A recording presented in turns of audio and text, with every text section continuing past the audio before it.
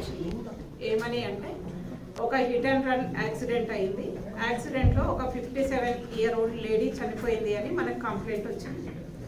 So దాన్ని మనం ఇమ్మీడియట్గా హిట్ అండ్ కేసుగా రిజిస్టర్ చేసి దాని మీద ఫర్దర్ ఇన్వెస్టిగేషన్ చేయడం జరిగింది.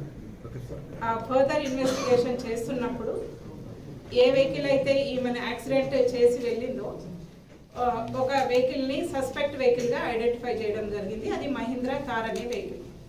ఆ మహీంద్రా థార్ ఎక్కడి నుంచి వచ్చింది ఏంది అని ఫర్దర్ ఇన్వెస్టిగేషన్ చేస్తే ఇది కార్ని ఇచ్చేసి వాళ్ళే డ్రైవ్ చేసుకునే రెంటల్ ఏజెన్సీ ఉంటుంది కదా, అక్కడ నుంచి ఈ థార్ వెహికల్ అనేది ఒక 2 సస్పెక్ట్స్ వన్ డే కోసము హైర్కి తీసుకున్నారు అని మనకు వాళ్ళు చెప్పడం జరిగింది. అయితే ఈ హైర్కి ఎవరు తీసుకున్నారు అని చూస్తే ఈ డిసీజ్డ్ ఎవరైతే ఉందో లేడీ, ఆ డిసీజ్డ్ వాళ్ళ అల్లుడు ఒకతను ఉన్నాడు, అల్లుని వాళ్ళ బ్రదర్ ఒకతను ఉన్నాడు. అయితే వీళ్ళు హైర్ తీసుకొని మళ్ళీ అదే టైంలో ఇదే వెహికల్తో ఆమెకు యాక్సిడెంట్ అవ్వడం ఏంది, హిట్ అండ్ రన్ ఏంది అని చెప్పి మన ఏసీపీ గజ్వేల్ మళ్ళీ సేమ్ సిఐతో గుట్టా గారు అండ్ ఎస్ఐ రవికాంత్ దీన్ని డీటెయిల్గా ఇన్వెస్టిగేషన్ చేసినప్పుడు మనకు తెలిసింది ఏంటంటే ఇది యాక్సిడెంట్ కాదు, మర్డర్ అని. ఏంటంటే ఈ ఓల్డ్ లేడీకి ఒక 2 acres ఆఫ్ ల్యాండ్ ఉంటుంది పెద్దమాసాన్పల్లి అనే విలేజ్లో. సో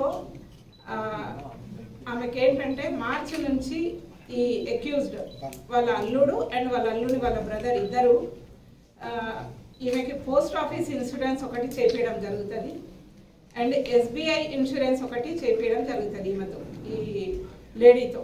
చేసిన తర్వాత ఈ ఇద్దరు కూడా ఈమెని చంపితే న్యాచురల్ డెత్గా చెప్తే ఇన్సూరెన్స్ క్లెయిమ్ చేసుకోవచ్చు అనే ఒక ఇంటెన్షన్ తోటి అల్లుడు ఏం చేస్తాడంటే ఈ లేడీని పొలం దగ్గర పనుంది, ఎలక్ట్రిసిటీ వాళ్ళు వస్తామన్నారు, ఏదో ట్రాన్స్ఫార్మర్ ఫిక్స్ చేయాలి, దానికి నీ సంతకం అవసరం ఉంది అని చెప్పి ఈ లేడీని తీసుకొని బైక్ మీద పొలం దగ్గర తీసుకెళ్ళిన తర్వాత ఆమె రోడ్డు మీద కూర్చోబెట్టి నేను ఇప్పుడే లోపలికి వెళ్ళి వాళ్ళు వచ్చిందా లేదా చూస్తానే అతను లోపలికి వెళ్ళారు. వెళ్ళిన తర్వాత ఈ థార్ వెహికల్ వాళ్ళ బ్రదర్ ఎవరైతే హైర్ చేసుకున్నారో అతను తీసుకొని వచ్చి ఆమెను హిట్ చేసి వెళ్ళిపోతాడు, యాక్సిడెంట్ చేసి వెళ్ళిపోతాడు.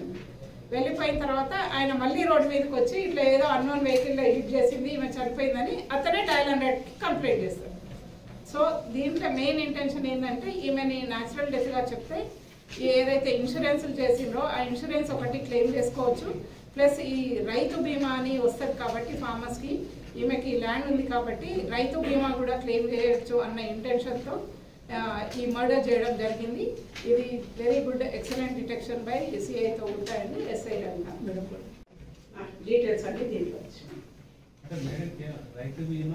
అంతే ఇవన్నీ కూడా తర్వాత వస్తాయి. ఇప్పుడు మాత్రం టోటల్ 55 lakhs అండ్ ఈ రైతు బీమా అనేది 5 lakhs ఏదో వస్తుంది. ఇదంతా కూడా 60 lakhs వరకు. ఎందుకంటే వీళ్ళు ఇంతకుముందు ఏదో పౌల్ట్రీ ఫామ్ పెట్టి సమ్ బిజినెస్ చేసి వీళ్ళకి లాస్ రావడం జరిగింది. సో ఆ లాస్ కి కంపెన్సేట్ చేసుకోవడం కోసం దృశ్యం 2 సినిమా చూసి ఎవిడెన్స్ లేకుండా ఎట్లా చేయొచ్చు అనేది అది చూసి నేను అట్లా చేసినాము. ఈ మర్డర్ ఇది అన్నోన్ వెహికల్, ఆ టైంలో ఏ వెహికల్ పోయినాయని చూస్తారు కదా, చూసినప్పుడు మనకి తారు పోయినట్టుగా మనకి CCTVsలో కనపడ్డది. ఈ తారు ఎవరి వెహికల్ ఏంది అని మనం ఇన్వెస్టిగేట్ చేసినప్పుడు సో అండ్ సో దగ్గర వెహికల్ ఇది రెంటల్కి ఇస్తారు అని తెలిసింది. అక్కడికి వెళ్ళి ఎవరు రెంటల్ తీసుకున్నారు ఈ వెహికల్ అంటే వీళ్ళ పేరు చెప్పడం జరిగింది.